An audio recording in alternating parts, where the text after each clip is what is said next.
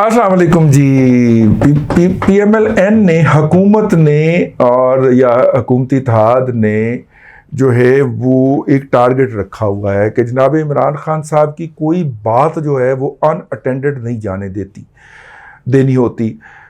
PMLN इस हिसाब से देखती है कि अगर आज मरीम नवाज शरीफ ने रात को किसी जलसे से खिताब करना है या प्रेस कॉन्फ्रेंस करना है तो वो इमरान खान के जवाबात वो दे देंगी, अगर नहीं तो फिर उसके लिए एहतमाम होता है कि राना सनाउल्लाह साहब जो हैं वो करें। आज राना सनाउल्लाह साहब ने एक प्रेस कॉन्फ्रेंस की है और प्रेस कॉन्फ्रेंस के अंदर उन्होंने मुख्तलिफ सवालात रखे हैं। उसमें उन्होंने कहा है इमरान खान साहब ये बताएं कि वो इक़्तिदार चाहते हैं या NRO। सवाल तो बड़ा ज़बरदस्त है। उन्होंने कहा कि आप बताएं 2014 के धरने क्यों दिए थे, किसने दिलवाए थे, वो कौन लोग थे जो बनी गाला में मुकीम तस्वर किए जाते थे और इनके आने जाने का इंदराज नहीं होता था। उन्होंने कहा कि आपको अगर इमरान खान को मुखातिब करते हुए आपको अगर हरासा किया जा रहा है तो हरासा कौन कर रहा है, हरासा करना किसे कह रहे हैं? जलाओ घिराओ इस्लामाबाद बंद करने और डू चौक बैठने में कि आप हैं दाई हैं, तो इससे रोका किसने? ठीक है। राना सनाउल्लाह ने यह भी कहा, वैसे राना सनाउल्लाह ने एक ट्वीट किया है अलग से, मेरी नज़र से गुजरा है, और वो ट्वीट उसके बाद आया जब एजाजुल एहसन साहब ने PTI की दरख्वास्त के ऊपर से तमाम एतराज़ात हटा के उसी फौरी तौर पे काबिल समात के लिए लगाने का हुक्म दिया उस एप्लीकेशन में जिसमें PTI ने नैब कवानीन के अंदर तरमीम जो थी उसको चैलेंज किया था। उससे पहले PTI का जाली मीडिया, असली मीडिया सेल जो जाली खबर फैला चुका था कि IMF की तरफ से कहा जा रहा है कि जनाब ये तरमीम भी वापस ले। मिफ्ता इस्माइल साहब ने कहा कि जी ऐसी कोई गल नहीं हुई, ठीक है, लेकिन ऑनस्लॉट बहुत खौफनाक होता है मीडिया का उनकी तरफ से। जब वो आते हैं तो जाली खबरें, फिर उन जाली खबरों पे ट्वीट, फिर ट्रेंड, तो लोग बिलीव कर लेते हैं कि यार होगी। जब आप उस खबर की बेसिक्स में जाते हैं तो पता चलता है ऐसा नहीं है। अब जनाब राना सनाउल्लाह साहब ने ट्वीट करते हुए कहा कि मोअज़्ज़ज़ जज साहिबान जो हैं ये PTI की ही दरखास्तें एंटरटेन किए जा रहे हैं। उन्होंने कहा जनाब मेरे तो जाली हीरोइन पाई सी, ऐदा भी नोटिस ले लो, ठीक है ना, ऐदा नोटिस, इसका नोटिस लें और अगर मैं गुनाहगार हूं तो मुझे टोंक दें और नहीं हूं तो फिर उन लोगों को सजा दें। अब उसके अंदर वो भी आते हैं, ठीक है ना, जिन्होंने तकर्रियां करवाई हुई हैं, तो फिर वहां पे पर जलते हैं। उन्होंने कहा जी फिर उन लोगों को सजा दो, ऐदा भी नोटिस ले लो, ये इतने सालों से ये पेंडिंग पड़ा हुआ है केस, तो वो पेंडिंग ही रहेगा। राना सनाउल्लाह साहब, अदलिया का चार्ज तो आपको नहीं दिया गया ना, वो तो पेशावर से जुड़ी हुई है ना। तो खैर उसके बाद राना सनाउल्लाह साहब ने कहा कि कानून अपना रास्ता लेगा, फरा गोगियां और गोगे जो लूट मार कर रहे थे इस पर सिर्फ इंक्वायरी हो रही है, सवाल पूछा जा रहा है, इनके खिलाफ इल्ज़ामात 2+2 की तरह 2+2 बराबर 4 की तरह वाज़ेह हैं। अगर कुछ निकला तो मेरिट पर कार्रवाई होगी। अभी तक कुछ नहीं किया। इमरान खान आपकी बहन और बेटी को गिरफ्तार किया गया है, अभी तो फरा गोगी से मुतल्लिक सवाल पूछ रहे हैं। जो सवालात बशीर मेमन ने उठाए थे उनका जवाब दें। उन्होंने कहा कि 15 किलो हीरोइन, अगर वो मैं आपसे कह गया हूं, सऊदी अरब और चीन वाले निज़ाम की बात करते थे, वो हज़ारों लोगों को जेल में और 5000 अफराद को फांसी देने की बात करते थे और बुशरा बीबी फ़ोन पर हदायत देती थी कि गद्दारी से कैसे जोड़ना है, बराबर ब्ला ब्ला ब्ला ब्ला ब्ला। ये बेसिकली इमरान साहब के उस खिताब का जवाब था, मैं तो उसे नशरिया कहता हूँ, नशरिए का जवाब था जो इमरान खान साहब ने कल बनी गाला में रिकॉर्ड करवा के मीडिया पे जारी किया। और उनके उस नशरिए के बाद रात गए इमरान रियाज साहब को धर लिया गया, क्योंकि जनाब इमरान खान साहब ने बार बार नाम लेके तज़किरा किया था कि इन पे बहुत जुल्म हो रहा है।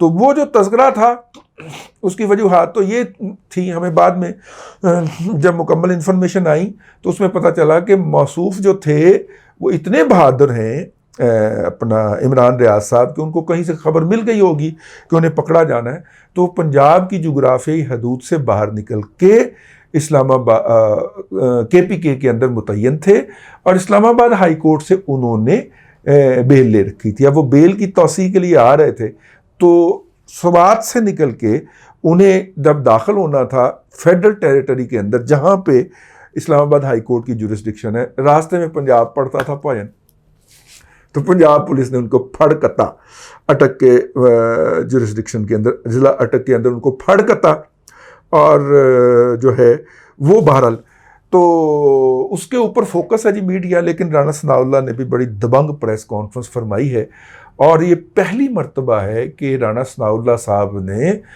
सुप्रीम कोर्ट के मुअज़्ज़ज़ जजों को बराह रास्त मुखातब किया है। नॉर्मली PMLN की जो क़यादत है वो इस तरह की हरकत नहीं करती और अगर कोई कर ले तो वहाँ से दौड़ लगा जाया करती है और उसको कहा करती है अपने बंदे को तू रिज़ाइन कर दे। राणा साहब पार्टी के अंदर इतने स्ट्रॉन्ग हैं कि उनसे ये तो कोई नहीं कह सकता, पार्टी को उनके साथ खड़ा होना पड़ेगा।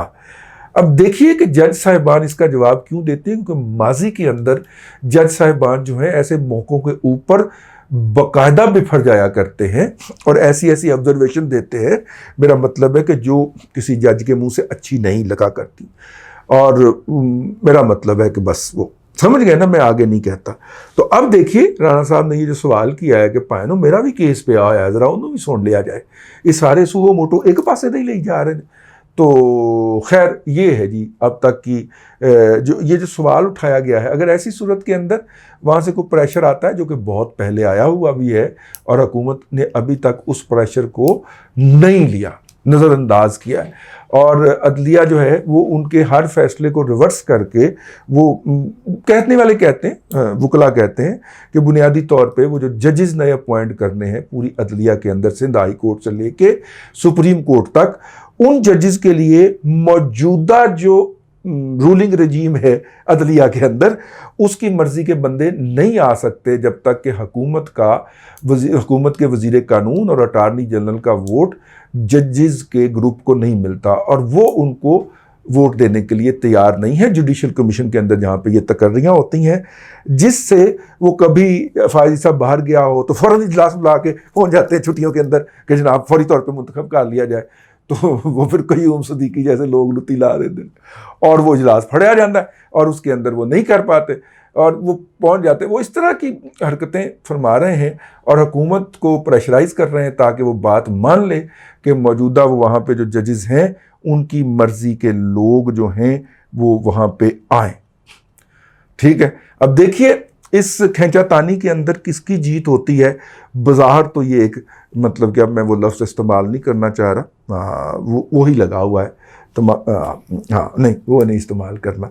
बज़ाहिर तो ये एक मतलब कि वो लगा हुआ है अजीब व गरीब का किस्म का मंजरनामा बना हुआ है।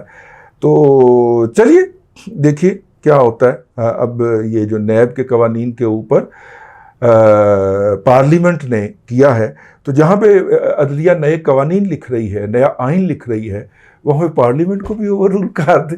ठीक है, क्योंकि आइन पार्लियामेंट ने बनाना है, वजाहत उन्होंने करनी है। अब वजाहत करने वाले बताएंगे कि नहीं आपने ऐसे कानून बनाना है। ठीक है, और ये मतलब कि घोड़े के आगे टांगा जोतने वाली बात है। और ये जो है ये जो रवायात शुरू हो गई हैं कि ज़ाहिर माँ पार्लियामेंट माँ होती है, तो माँ को हर कोई आके जाहिल कहता है कि जनाब तुम जाहिल हो, तुम्हें क्या पता, मैं हम पढ़ लिख के हमें पता है सब कुछ। ठीक है, तो पार्लियामेंट को आप कहेंगे कि आप जाहिल हैं, आपको क्या पता कि कानून साजी क्या होती है। हम आपको बताते हैं कि कानून वो होता है जिसमें PTI जो है वो हुक्मरान होती है और उसकी फेवर होती है। जो भी कानून PTI के ख़िलाफ़ होता है वो कानून नहीं होता है। लगता तो यही है। अब देखिए आपके दिल में जो आए आप नीचे लिख दीजिएगा। अल्लाह तबारक व तआला आपको आसानियाँ अता करे और आसानियाँ खल्क़ खुदा में तकसीम करने की तौफ़ीक़ अता करे।